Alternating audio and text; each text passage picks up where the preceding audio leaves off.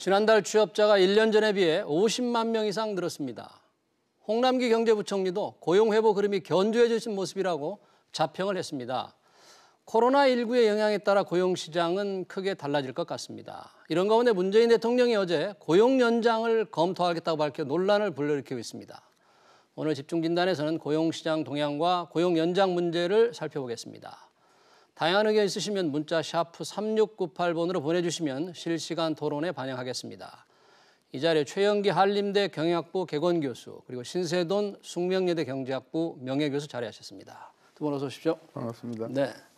자, 1월 고용동향 지표가 지난 12월에 이어서 50만 명 이상 늘었어요. 굉장히 많은 숫자인데 최 교수님 어떻게 고용동향을 좀 보셨습니까?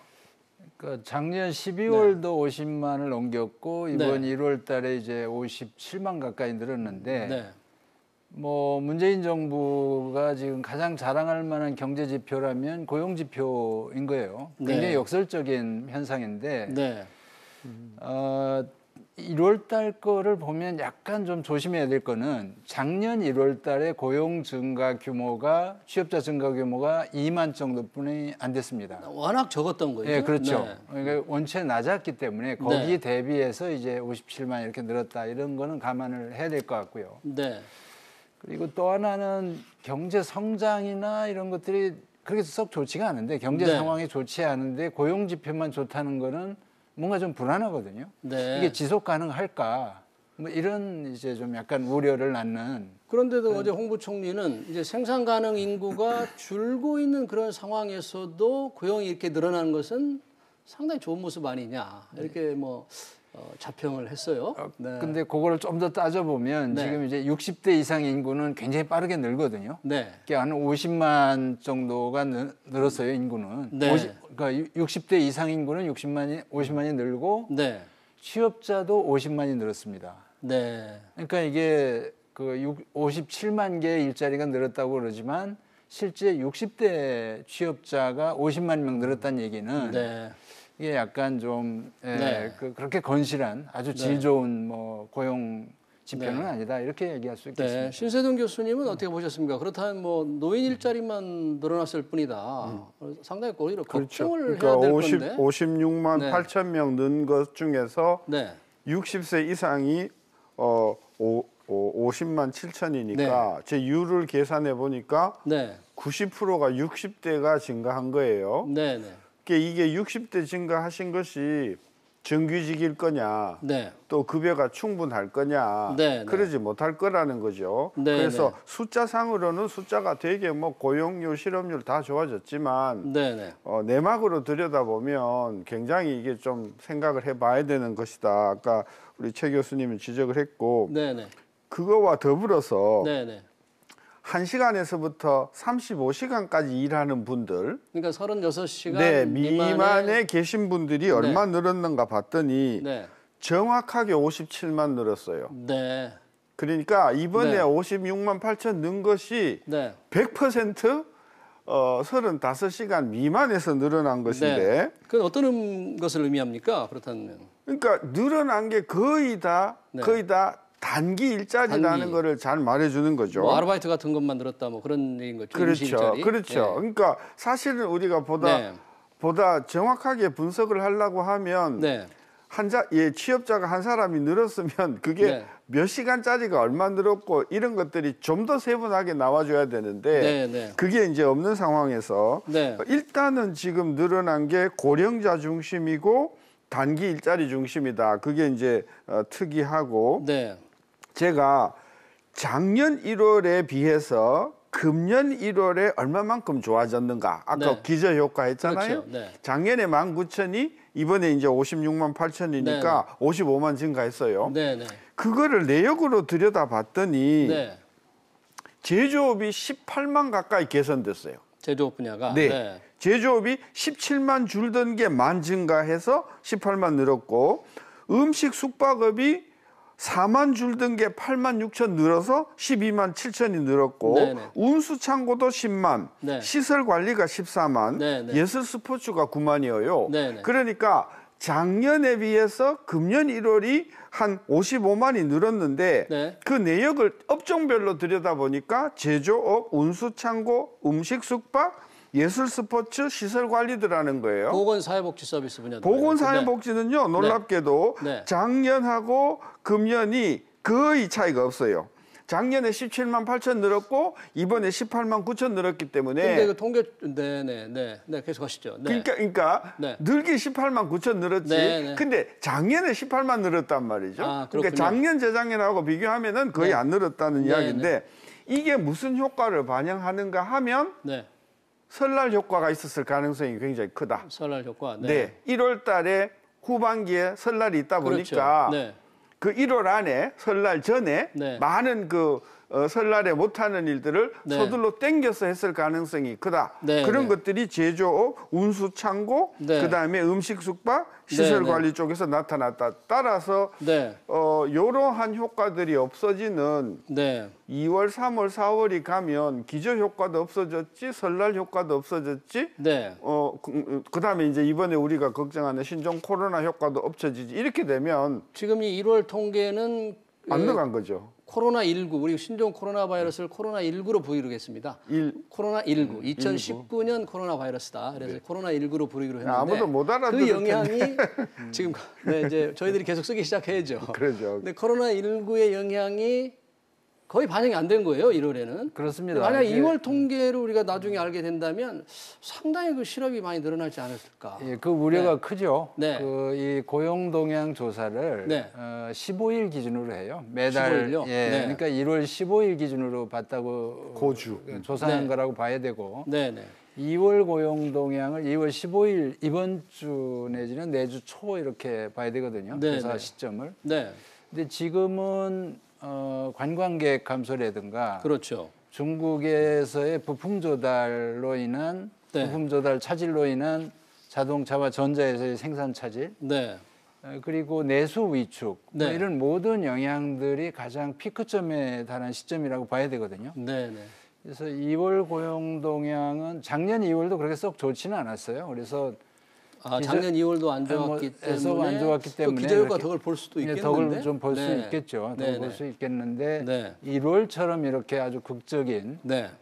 뭐 5년 만에 최대 폭의 고용 증가 이런 거는 뭐 다시 보기는 참고로 쉽지 않을 작년에 것이다. 네. 작년 2월 달에는 네. 26만 3천 늘었으니까 26만 3천 명. 작년 2월은 네. 굉장히 많이 늘어났죠. 네, 그러니까 작년 1월에 비해서는 늘었지만 지금 뭐 50만 명 늘고 있기 때문에 그래도 20만 이제 네. 우리가 네. 19,000 늘다가 58만 네, 네. 가까이 늘었으니 기저 효과인데 네, 네. 작년 2월에는 26만 3천이 늘었기 때문에 네. 50만 느는 것은 뭐 택없이 불가능한 네. 것이고 네. 기저 효과가 2월 달에는 상당히 사라진다고 봐야 될 것 같아요. 네. 최 교수님, 이번 1월 통계 중에서 상용 근로자가 굉장히 많이 늘어나는 것으로 나오는데 상용 근로자라는 게 통계청 통계로는 그 계약 기간 1년이 넘은 사람들을 얘기하는 거죠. 그렇습니다. 그게 한 60만 명 이상, 66만 명으로 나오는데 이거는 뭐 또 괜찮은 통계 아니냐 이렇게 또 해석을 하던데. 이 상용 근로자 네. 증가 추세는 지금 몇 년째 계속되고 있는 추세고요. 네. 그리고 이것은 우리나라 고용 구조가 네. 비교적 그래도 안정돼 가고 있다. 네. 임시 일용직은 줄고 상용직 근로자는 늘어난다 이런 추세고요. 네. 이거는 그리고 정부가 적극적으로 고용보험이라든가 이런 사회보험 체계 속으로 이 네. 근로자들을 이렇게 끌어들이는 네. 그 효과도 상용 근로자 증가 추세를 촉진하는 그런 요인이 된다고 봅니다. 네. 네. 그래서 아까 말씀하신 그 시간. 근로 시간 기준으로 볼 때 네. 단시간 근로자만 느는 것도 있지만 네. 또 어떤 게 있냐면 53시간 이상 근로자들이 급격하게 줄고 있어요. 이건 뭐냐면 53시간 이상 그건 무슨 뜻이죠? 이게 무슨 네. 뜻이냐면 우리나라가 기준 근로 시간을 지금 52시간으로 굉장히 엄격하게 규제를 하고 있잖아요. 그렇죠. 근로 시간 단축 효과를 굉장히 뭐 기업 입장에서는 답답하지만 네, 근로자 네. 입장에서는 기준 근로 시간 넘어가는 그런 근무는 줄어들고 있다고 봐야 있다. 되거든요. 네. 그래서 1월 통계 기준으로 보면 네. 53시간 이상 근로자들이 34만 명이 줄었어요. 네. 그러니까 이건 상대적으로 36시간 미만 근로자들이 늘은 거로 보이지만 네. 동시에 53시간 이상 이거는 사실은 법적으로는 그렇게 하면 안 된다는 거기 때문에 그러니까 52시간제가 잘 지켜지고 있다. 뭐 그런 지켜지고 의미인가요? 있다 이런 측면이 네. 있습니다. 그러니까 작년부터 시행되고 있는 52시간제라는 게 네. 그 취업자 구성으로 보면 네. 장시간 근로자들이 줄고 네, 네. 단시간 근로자들이 느는데 네. 36시간 미만에서 특별히 문제가 되는 거는 초단기 근로 시간이 좀 문제가 된다고 봅니다. 네. 네, 그 시간 36시간 미만 근로자가 늘어나는 것도 문제이긴 한데 아까 나이별로는 좀 얘기를 했습니다만 60대 이상 근로자가 대대로 늘어나는 것은 재정에 의한 효과일 테고 네. 특히 중요한 40대 근로자는 또 계속 줄고 있어요. 이게 우리 허리인데 이건 여전히 그 개선이 안 되네요. 이게 네. 적어도 통계적으로 보면 네. 재작년에 비해서 작년 네. 40대가 16만 6천 줄었어요. 네. 근데 작년에 비해서 금년 1월 네. 40대는 8만 줄었어요. 네. 그러니까 16만 줄던 게 8만 줄었으니까 요 40대의 네. 40대의 고용은 덜 줄고 있다. 아, 줄어드는 폭은 줄고 있다. 좁혀졌다. 그렇지. 네. 그러니까 그런 면에서는 개선이라고 볼 수도 있다. 네. 그런데 작년에 비해서 개선인데 다 고르게 늘어나야 되는데 그렇죠. 40대만 그 조 40대가 안 좋은 거는 네. 어제 오늘의 일이 아니고 네. 작년도 그랬고 재작년도 그랬고 지금 거의 뭐 한 제 통계로 보면 거의 몇 년째 지금 40대가 주로 왔잖아요. 네. 그걸 아주 신랄하게 비판하니까 네. 정부에서 뭐라 그러냐면 40대 인구가 계속 줄고 있지 않냐. 인구가 줄고 있다. 준다. 그러니까 네. 1년에 한 8만 정도 줄어요 사실. 네. 근데 8만 주는 것보다도 훨씬 더 빠른 속도로 일자리가 주는 게 네. 문제가 아니냐. 그렇죠. 그걸 계속해서 이제 지적해 왔는데 네. 정부는 별로 뭐 뾰족한 대책을 못 내놓더라고요. 뭐 정부가 40대 일자리 이 문제를 해결하겠다고 대책을 내놓겠다고 네. 얘기는 했는데 네. 무슨 대책이 있을 수 있을까 궁금하네요. 다음 달에 내놓겠다 이렇게 얘기를 했는데 네. 인구가 줄어서 40대 고용이 준다 이렇게만 얘기하는 게 설득력이 없는 게 네. 고용률이 떨어지거든요. 그러니까 같은 인구 그러니까 모수에서 취업자 하던 고용률이 떨어지는 거죠. 그렇습니다. 네. 고용률이 계속 줄고 있기 때문에 네. 우리나라 고용 시장에 뭔가 이상 징후가 나타나고 있는 건 틀림이 없어요. 네. 우리나라 이 제조업의 핵심 경쟁력이 개선이 되지 않기 때문에 40대가 지금 고용이 줄고 있는 것 같은데 자, 이 고용 동향도 이 중요한 문제지만 어제 그 문재인 대통령이 고용 연장 이런 얘기를 했어요. 정년 연장이라는 표현을 쓰질 않으시고 고용 연장이라고 했는데 이 고용 연장과 정년 연장의 차이는 뭔가요, 조 교수님? 단순하게 얘기를 하면 이런 거죠. 지금 60세는 법적으로 정년이 의무화돼 있잖아요. 그렇죠. 네. 그러니까 그건 이제 정년 연장을 한 거예요, 법으로. 네. 그게 뭐 2013년 법을 개정하고 네. 시행을 2016년부터인가 이렇게 시행을 했는데 네. 불과 몇 년 전에 60세 정년 연장을 했지만 그것만 네. 가지고도 부족하다. 네. 근데 지금 또 정년 연장을 하자고 하기에는 너무나 경제 충격이 크고. 그러니까 정년 연장은 법으로 명확히 하는 걸 얘기하는군요. 그렇죠. 네. 근데 고용 연장이라는 거는 네. 계속 고용 60세가 넘어도 네. 60세가 넘어도 계속 고용하도록 권하는 겁니다. 의무화하는 겁니다. 아, 그럼 어떻게 할 수 있습니까? 뭐가 차이가 있냐면 네. 정년 연장은 지금 근로 조건을 그대로 유지시켜줘야 돼요. 네. 근데 고용 연장이나 계속 고용은 네. 근로 조건을 바꿔서 네. 임금도 조정하고 계약직으로 해도 되고 예컨대 계열사 다른 데로 보내도 되고 네, 네. 업무를 바꿔도 되고 이런 어떤 고용 계약을 다시 쓰더라도 그러니까 고용은 유지해라. 60세에서 고용 연장으로 가면 고용 계약을 다시 완전히 쓸 수 있다는 거죠. 쓸 수 있다. 네. 그겁니다. 네. 근데 지난번에 우리가 정년 연장할 때 임금 체계를 바꾸라 이렇게 하긴 했지만 네. 임금 체계 바꾸지 않는다고 그래서 네, 네. 그 해고를 뭐 허용한다든가 이렇지 않거든요. 네, 네. 근데 이번에는 계속 고용을 하긴 하되 네.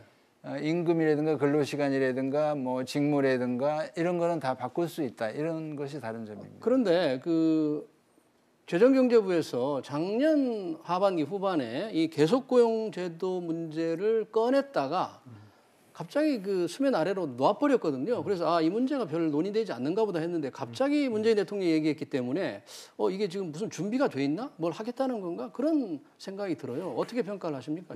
예, 저는 그 보도를 보고 두 가지가 딱 머리에 떠올랐는데 대통령께서 그렇게 말을 던지실 때는 충분히 오랜 시간 동안의 연구와 검토를 통한 어떤 준비된 안이 있는가? 그게 있고 나온 건가? 보통 대통령이 저 정도 얘기하면 뭐 그런 준비가 돼 있지 않았을까요? 그러니까 저는 이제 그렇게 생각하는 거죠. 대통령 정도가 저렇게 터뜨릴 거면 굉장히 깊은 내부적인 검토가 있었어야 할 것이다. 그런데 작년에도 이야기가 조금 삐치다가 사그라들었단 말이에요. 워낙 그때 기업들이 그 반대를 했어요. 어찌됐건 간에 뭐 반대를 했던 간에 아니간에 대통령이 이번에 이렇게 하겠다면 뭔가 확실한 판단이 섰기 때문에 그런 이야기를 던지신 것인가.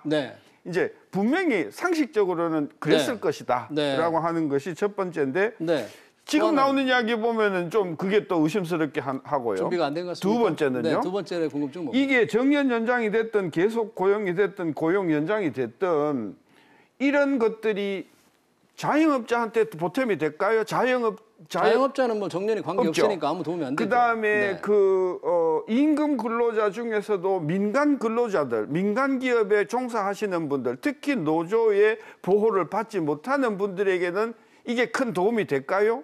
지금 현실적으로 뭐 60세 되기 전에 잘려버리니까 다들 50대가 되면 사실상 다 해고가 되는 차원에서 결론은 고용 연장이든 계속 고용이든 정년 연장이 되었든 이것이 혜택을 주는 사람들은 법의 보호를 받거나 노조의 보호를 받을 수 있는 일부, 즉 공공 부분에 종사하시는 한 300만 가까운 분들하고 대기업의 보호를 받는 대기업의 그러니까 이게 그럼 숫자가 뭐 줄 잡아서 한 600만으로 잡더라도 2,800만 취업자 중에서 이 혜택에 받는 사람들은 극히 일부에 불과한 것 아닌가. 무슨 판단이 서냐. 대통령께서 그 보호를 받지 못하는 2천만 명이 넘는 근로자에 대해서는 무슨 대책을 내놓으셨는가 이런 생각이 들었어요. 그러니까 그 보호받는 사람들을 확실하게 보호하기 위한 대책 얘기를 한 것 같다. 그렇죠. 최 교수님 어떻게 평가하십니까? 그 고용 연장 문제. 이거를 근로자들의 보호 대책으로 인식하는 순간 이 논의가 굉장히 꼬인다고 보거든요. 그러니까 작년에 홍남기 부총리가 이 얘기를 꺼냈다가 바로 이제 다시 주워 담았던 직접적인 계기는 제가 보기에는 그 당시가 임단협 시즌이었어요. 그래서 현대기아차가 정부에서 이 제안을 하니까 바로 단체 협약 교섭을 하면서 정년 65세를 주장하고 나온 겁니다. 그렇군요. 그러니까 지금 정부도 그렇게 얘기하니까 고용연장을 얘기하니까 노조가 그렇게 그렇죠. 그러니까 말씀하신 대로 교섭력이 있는 데서는 그거를 그 교섭을 통해서 65세 정년 연장으로 끌고 가려고 하는 거죠. 그러니까 정부가 거기에 대한 우려 때문에 이걸 접었던 거로 보는데 이 논의를 안 할 수는 없어요. 그러니까 유럽의 모든 국가들이 그렇고 일본이 그렇고 우리 인구 구조도 인구가 줄고 있기 때문에 생산 가능이가 줄잖아요. 그러니까 어떻게든지 그 현장에서 일할 사람을 좀 늘려야 될 필요가 있는 것 같아요. 그렇습니다. 그래서 이것은 근로자들에 대한 어떤 혜택으로 보기보다는 우리 그 인력 수급 계획으로 보면 5년, 10년 후에는 필요한 인력이 부족하기 때문에 부족한 인력 자원을 확대하는 방법은 여성을 더 끌어내든가 아니면 고령자를 더 노동시장에 남아있게 하든가. 고령 인구가 급속도로 늘어나고 있기 때문에 저분들에게 이제 일자리를 줘야 된다. 그렇습니다. 그래서 우리나라 고령자의 이 고용률이 빠르게 늘긴 하는데 훨씬 더 활용할 수 있는 여력이 많거든요. 근데 다만 그의 가장 큰 문제는 뭐냐면 우리나라의 임금 체계가 임금 결정 방식이 연공 서열에 따라서 임금이 결정되기 때문에 호봉제도 문제잖아요. 호봉제가 바로 그거죠. 연봉제. 그렇습니다. 호봉제로 되어 있기 때문에 공공 부분이나 공무원이나 민간 대기업들은 노조의 압력도 압력이지만 임금 체계가 한 50대 중반쯤 되면 생산성이 피크를 친다고 보거든요. 그러니까 그다음부터는 사실은 임금을 좀 떨어뜨리더라도 그리고 직무를 바꾸더라도 고용은 계속 유지하는 게 어떻게 보면 윈윈일 수 있어요. 그러니까 우리나라 노동시장 전체로 보거나 기업 입장이나 근로자들 입장에서 보더라도 고용을 오래 가지고 가더라도 임금, 복지 이런 거는 확 낮춰서 근로시간도 줄이고 그래서 생산성과 임금이 크게 괴리되지 않도록 이렇게 설계를 하는 노동시장 개혁 프로그램과 같이 이게 논의가 되지 않고 이게 마치 그 고령 근로자들에 대한 선물처럼 사실 그 청소년들도 굉장히 문제가 되지 않을까요? 그렇죠. 어떻습니까? 저 같은 경우에는 이제 작년에 은퇴를 했잖아요. 이제 완전히 이제 정년이 끝난 거예요. 정년 연장도 저는 이제 어느 시장에 들어가냐 하면 저는 이제 강사 시장으로 들어가는 거예요. 저는 연공이 있기 때문에 오랜 경험이 있기 때문에 경륜이 있기 때문에 유리해요. 그래서 저는 강의를 받는단 말이에요. 내가 원하면. 근데 제가 강의를 받음으로 해서 누가 못 받냐? 강사들이 지금 못 받는단 말이에요. 그러니까 정년 연장을 하든 뭐 계속 고용 연장을 하든 간에 이렇게 고령층이 들어와 버리면 실제로 누군가는 혜택에 반하는 피해를 보게 되는데 그 피해를 보는 게 혹시 청년일까요? 그게 전부 뭐 청년은 아니지만 30대 강사들이 바로 자기의 그 강사 자리가 없어진다는 그런 문제가 있단 말이죠. 그래서 이게 인구 구조상 이제 고령자가 늘고 청소년이 줄어들기 때문에 수급에 문제가 있다고 하지만 그건 일반론이고 그 대학교 강사라든지 어떤 특정 업종에 들어가면 고용이 계속 늘어도 그 혜택을 보는 사람이 있어도 공급이 초과돼 버리기 때문에 그걸 누리는 순간 반대로 영향을 받는 사람들이 있기 때문에 이 문제는 일반적으로 접근할 게 아니고 업종별로 접근해야 된다. 그러니까 정년 연장이나 계속 고용을 인구 구조상 해야 할 만한 상황이 발생한 업종하고 그렇지 않은 업종을 혼돈해 가지고 이걸 일반론으로 끌고 가면 굉장히 많은 사회적인 반발을 받을 것이다. 저는 그래서 이렇게 지난번 우리 최저임금처럼 근데 최저임금은 이제 업종별로 논의도 해볼 수 있는데 정년이라든지 지속고용 연장을 저는 충분히 업종별로 저는 고려해야 될 것 같아요. 다시 말하면 대학 교수 같은 경우에는 이거 하면 안 된다는 거죠. 왜 하면 안 되냐? 그 은퇴하신 교수들이 다 강사로 들어와 버리면 결국 안 그래도 지금 강사의 초과 공급인데 이분들은 강사 자리가 없어지는 거 아니냐. 그런 어떤 문제가 압력이 생길 수 있다는 것이죠. 최 교수님 어떻게 보십니까? 가능할까요? 뭐 우리 신 교수님이 그 청년들 아니면 젊은 그 강사들 생각하셔서 그러는 것 같은데 그러니까 시장 전체로 보면 경제 활동 인구가 늘어나는 거거든요. 그러니까 경제 활동 인구가 늘어난다는 얘기는 그만큼 부가가치 생산이 늘어나고 성장이 경제의 사이즈가 커지고 성장률이 높아진다는 거기 때문에 그거는 확대 균형이라는 관점에서 보면 나쁘진 않아요. 나쁘진 않고 OECD 다른 나라들의 대부분의 그 정년이나 그 고령자들의 고용 추세를 보면 65세, 70세 트렌드거든요. 지금은. 일본도 지금 70세. 일본은 지금 어떻게 되어 있습니까? 65세가 의무고. 예. 법적인 고용 의무예요. 고용 의무. 정년이 아니고. 정년은 일본도 60인데 65세까지 의무적으로 고용을 해라. 그렇죠. 계속 고용 의무죠. 그러니까 우리가 그거를 지금 벤치마킹해서 그렇습니다. 65세까지 고용 연장을 해보겠다는 그런 의도가 있군요. 그런데 일본은 지금 70세로 목표를 높이고 있거든요. 그리고 유럽 국가들이 지금 67세, 69세 이렇게까지 가고 있습니다. 최 교수님, 그럼 고용 의무의 경우에는 어떻게 인센티브를 줘서 어떻게 하는 겁니까? 일본 같은 경우에는 이제 인센티브도 많이 줘요. 그러니까 계속 유지를 하면 고용 유지 지원금이라는 명목의 그 인센티브를 주고 가능하면 하여간 경제 활동, 노동시장에 붙잡아두려고 하는 거죠. 그래서 그런 방향으로 가지 않을 수 없다. 이 트렌드는 받아들이되 지금 문제는 그 사람들에 대한 어떤 임금 책정이라든가 인사 관리를 어떻게 할 거냐 이게 문제인 거고요. 또 하나 문제는 우리가 이렇게 논의를 지금 이렇게 숨겨놓고 있는데 뭔가요? 그 기업 단위로 이것을 약간 유연하게 노사가 조정할 수 있도록 많이 좀 노동법적인 규제를 풀어줘야 된다.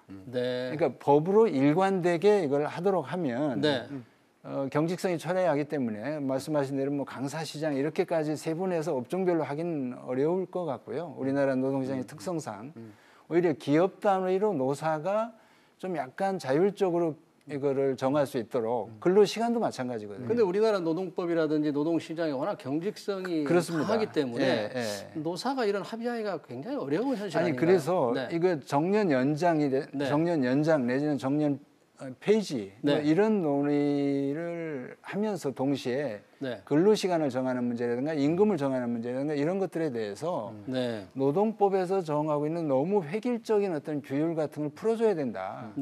지금 어떤 경제 트렌드하고도 맞지 않고 고령화라든가 이런 추세하고도 맞지가 않고 그래서 과거 산업화 시대 때 어떤 그 고도성장기의 노동법 체계와 인사관리 체계, 임금 결정 방식 이런 것들을 그대로 놔두고 요것만 탁 정년이라든가 이게 한다는 거는 기업들이 이거는 견딜 수가 없고 만약 계속 그런 식으로 간다면 고용에 엄청난 쇼크가 오겠죠. 기업들이 당장 사실 그 작년에도 그런 문제가 있을 때 반대를 했고 이번에도 지금 이제 아직 대통령이 어제 얘기했기 때문에 이제 후폭풍이 상당히 있을 것 같아요. 혹시 기업들 어떤 뭐 예상을 좀 할 수 있을까요? 이 제도가 아니라도 지금 뭐 지난 몇 년 동안 부분적으로 경기가 안 좋아서 세계 경기가 안 좋아서 공장이 다 밖으로 떠나는 데다가 최저임금을 그냥 2번 스트레이트로 때리는 바람에 또 어려운 데다가 52시간 지금 뭐 기업으로서는 그냥 오만 가지 규제가 이게 겹쳐 있는데 여기 또 던졌단 말이에요. 그러면 정부가 생각하는 그동안 오래 생각을 했을 테니 계획을 내놔라 좀. 내놓지도 않고 검토를 해보자. 이렇게 그냥 무책임하게 쑤시는 것은 매우 저는 그 기업으로서는 감당하기 어려운 일이라고 봐서. 혹시 무슨 다른 정부의 의도가 있다고 보십니까? 전 모르겠습니다만은 뭐 정부 의도야 어떻게 알겠습니까만은 어쨌든 깊이 생각 없이 그리고 아까 획일적이 아닌 그 수요에 맞는 어떤 그런 대책을 내놓지 않고 이렇게 던지는 것은 상당히 정치적인 제스처라고 우리가 판단할 수밖에 없고 최저임금이나 52시간과 같은 그런 문제들은 어느 정도 이야기가 되어 와서 터졌음에도 불구하고 굉장한 후폭풍이 크지 않았습니까? 그렇죠. 이런 문제들은 어떤 의미에서는 최저임금보다도 더 큰 영향을 줄 수 있는 이 잠재력이 있는 폭탄인데 저는 이 부분을 이렇게 던져 놓음으로써 저는 많은 자영업자들 조금 생각한 부분들은 이건 누구 위한 거야? 이 제도가 나하고 아무 상관없는 거 아니야? 지금 자영업이 얼마나 어려운 줄 알긴 알아? 그런 대책은 하나도 생각 안 하고 공무원들, 공공 부분에 있는 그야말로 우리나라의 대표적인 그 화이트 칼라의 어떤 혜택받은 사람들을 위한 그런 조치라고 판단할 가능성이 커서 정치적으로 득보다는 저는 훨씬 더 손실이 많은 그런 대책이 될 가능성이 크다. 저는 그래 보는 거죠. 근데 그럴 생각을 할 수도 있겠지만 이 생산 가능성이 줄고 있기 때문에 인구구조 변화라든지 여러 가지 문제에서 우리가 이 문제를 덮어놓을 수만은 없긴 해요. 그런데 저는 인구구조 문제는 난 너무 심하게 그 걱정을 하시는 것 같아요. 자동화도 있고요. 여성을 사람이 모자라면요. 급여를 2배, 3배 줘서 끌어들이는 기업의 능력이 있단 말이에요. 그리고 외국 노동자를 끌어들 수도 있고 사람이 부족해서 기업이 문 닫았다는 것은 너무 전 과민한 반응이라고 봐서 그걸 핑계로 해가지고 이렇게 엄청난 대책을 저는 조금 이해가 안 됩니다. 최 교수님은 앞으로 이 문제를 조금 건전하게 어떤 대화의 장으로 끌기 위해서는 어떤 문제들이 먼저 논의가 돼야 된다고 생각하십니까? 그렇다면 우리 사회에서 이 논의를 피할 수는 없고요. 이게 단기간 내 결론 내기도 어려운 문제고 우리 노동시장의 유연성 개혁을 촉발하는 그런 저는 좋은 논의 주제라고 봅니다. 그래서 우리 기업에서 이걸 받아들이는 방식도 된대 안 된다. 뭐 그렇게 우리가 지금 그걸 할 여력이 있느냐 이렇게 받아들일 게 아니고 정년 폐지 내지는 고용 연장의 문제를 그 인사 혁신, 임금 개혁, 우리 노동시장 개혁의 계기로 삼아야 된다. 채용이라든지 인사 평가라든지 모든 걸 바꾸는 그런 계기로 삼아야 되고 하나의 우려는 이제 총선 시즌이란 말이에요. 우리가 4년 전 총선 때 정치권에서 최저임금 1만 원 공약, 비정규직의 정규직화 공약을 정치권에서 이렇게 막 공약으로 하다 보니까 우리 경제가 감당하기 어려운 정치적 약속을 해놓음으로써 그 이후에 많은 부담을 줬단 말이죠. 그래서 이 논의가 정치권의 그런 어떤 표를 득표 수단으로 활용되지 않도록 그런 경계가 좀 필요하다 그런 생각은 합니다. 네, 총선을 의식한 정책으로 됐으면 바람직하지 않다. 뭐 그런 말씀이시죠? 네. 자, 오늘 여기까지 듣겠습니다. 신세동 교수님 그리고 최영기 교수님 고맙습니다. 네.